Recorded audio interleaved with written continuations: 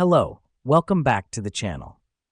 In today's quick tutorial, we're diving right into how you can customize your task views on Todoist using filters and sorting.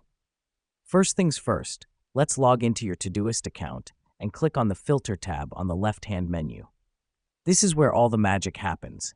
By creating and applying filters, you can view only the tasks that meet your specific criteria. This is important because it helps you focus on tasks that are most relevant to you at any given point. Once you've clicked on the filter, let's click on Add Filter. Here, you'll be able to define your filter criteria.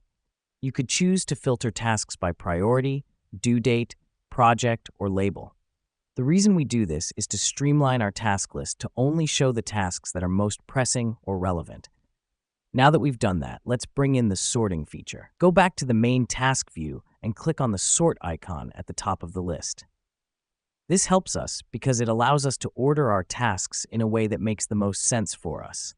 For example, you can sort tasks by due date to see which tasks are coming up next, or by priority to tackle the most important tasks first.